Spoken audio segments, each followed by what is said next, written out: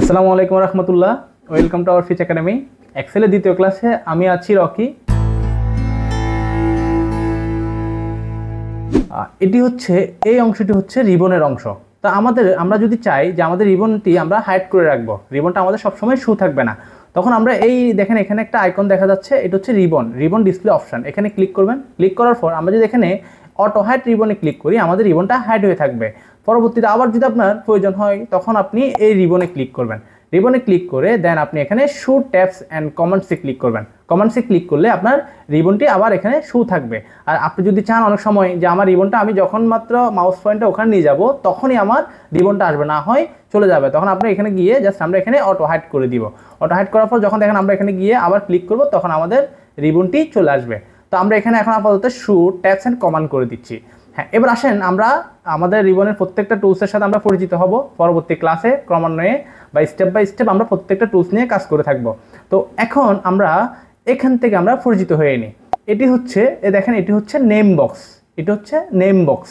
আর FX দিয়ে যে অংশটি দেখতেছি আমরা এটাকে বলে ফর্মুলা বার। এখানে দেখেন এ বি সি দিয়ে যে ঘরগুলো দেখতেছি আমরা, যেমন এ বি সি ডি, এগুলোকে বলে কলাম বা কলাম হেডিং। আর 1 2 3 4 যেগুলো দেখতেছি এগুলোকে বলে রু। আর এখানে চক আকারে যে ঘরগুলো আমরা দেখতেছি ছোট ছোট করে, এগুলোকে বলে সেল।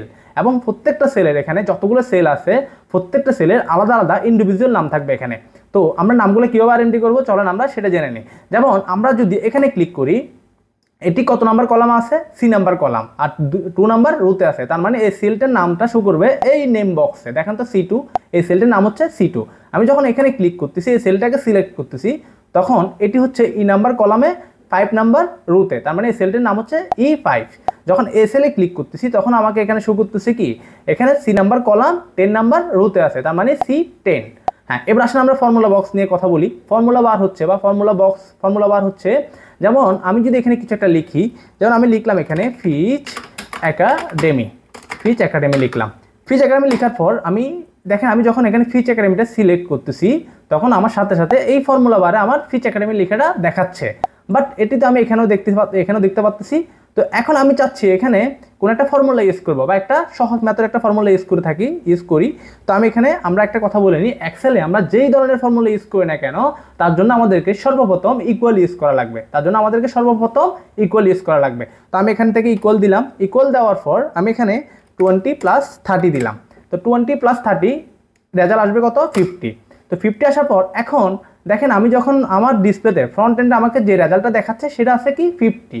বাট আমরা যখন একসাথে অনেকগুলো ফর্মুলা ইউজ করি বা আমরা একটা ফর্মুলা ইউজ করি, এটা একটা ব্যাক এন্ডে একটা সূত্র বা কোনো একটা ফর্মুলা ইউজ করে থাকি কোনো একটা রেজাল্টের জন্য। তো ব্যাক এন্ডের যে কাজটি সেটা আমাকে দেখাবে এই ফর্মুলা বারে।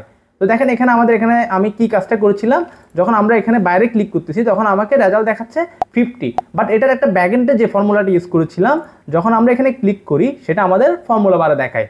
এখন আপনি যখন ফর্মুলা বারে অনেক বড় একটা ফর্মুলা হয়ে যাবে তখন আপনি ফর্মুলা বারটাকে আরো বড় করতে পারবেন। বড় করার জন্য আমরা এইখানে দেখেন কর্নারে একটা ফর্মুলা বারের আইকন দেওয়া আছে, এখানে আইকনে ক্লিক করলে ফর্মুলা বারটি আরো বড় হয়ে যাচ্ছে, আবার এখানে ক্লিক করলে আগের মতো ছোট হয়ে যাবে। এইটুকু আমরা দেখলাম। আপনাকে যদি আপনার কোথাও ইন্টারভিউতে বা কেউ যদি জিজ্ঞেস করে যে এখানে যে সেলগুলো আমরা দেখতেছি প্রত্যেকটা সেলের তো আলাদা আলাদা একটা নাম আছে, তার নামগুলো কীভাবে আইডেন্টি করবে সেটা আমি আপনাদেরকে দেখিয়ে দিয়েছিলাম। এখন যদি বলে এখানে কয়টা সেল আছে সেটা কীভাবে বের করবেন, আপনি যদি দেখতে চান যে এখানে কয়টি সেল আছে সেটা বের করার জন্য, তাহলে আপনি এইখানে দেখেন এই কর্নারে আমি জাস্ট এখানে মাউসের লেফট বাটন ক্লিক করে চেপে ধরে রাখলাম। ধরে রাখার সাথে সাথে আমাকে উপরে শো করতেছে 10,48,576টি রো আছে, যেমন শেষে একটা 8 দেওয়া, আর 16,384টা কলাম আছে। দুইটাকে গুণ করে আপনি যে রেজাল্টটা বের হবে অতগুলো সেল এই আপনার ওয়ার্কবুকে আছে। সেলগুলো নিয়ে আমরা পরিচিত হলাম। এবার আসেন আমরা বাকি জিনিসগুলোর সাথে একটু পরিচিত হয়ে নিই। একদম নিচের দিকে নামলে আমাদের দেখেন এখানে শিট নামে কিছু অপশন দেওয়া আছে, যেমন শিট 1, শিট 2, শিট 3। শিটগুলো হচ্ছে আমাদের যেমন এখানে একটা আমরা যে শিটটা নিয়ে আমরা কাজ করতেছি বা ব্ল্যাঙ্ক ওয়ার্কবুকটা নিয়ে আমরা কাজ করতেছি, এই ধরনের আরও অনেকগুলো ব্ল্যাঙ্ক ওয়ার্কবুক নিয়ে আপনি কাজ করতে পারবেন চাইলে এখানে। যেমন এখানে দেখেন শিট 1, শিট 2, শিট 3।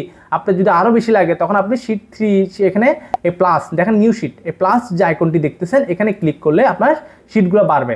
তো এভাবে আমি আমার যতগুলো ইচ্ছা আমি অতগুলো শিট নিতে পারবো।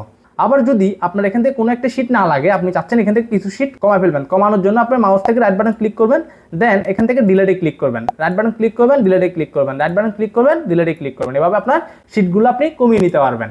হ্যাঁ, এরপর দেখেন এখানে কর্নারে আমাদের একটা প্লাস আর একটা মাইনাস চিহ্ন দিয়ে একটা অপশন দেখাচ্ছে, এটি হচ্ছে জুম ইন বা জুম আউট। যেটা আমরা এখানে প্লাস চিহ্ন দিলে আমাদের জুম ইন হয়, মাইনাস চিহ্ন দিলে মাইনাসে ক্লিক করলে আমাদের জুম আউট হয়। তো আর একটা সহজ মেথড হচ্ছে, আপনি যদি কিবোর্ড থেকে কন্ট্রোল চেপে ধরে মাউসের স্ক্রল বারটি টপ ডাউন করেন বা টপ করেন, তখন আপনি বা হুইল বাটনটি আপনি যদি উপর দিকে ঘুরান তখন এটা জুম ইন হবে, আর যখন আমরা পিছনের দিকে বা ডাউনের দিকে ঘুরাবো তখন এটা জুম আউট হয়। আজকের ভিডিওটা এখানেই শেষ, আমরা পরবর্তী ভিডিওতে আবার আপনাদেরকে আমন্ত্রণ জানাচ্ছি।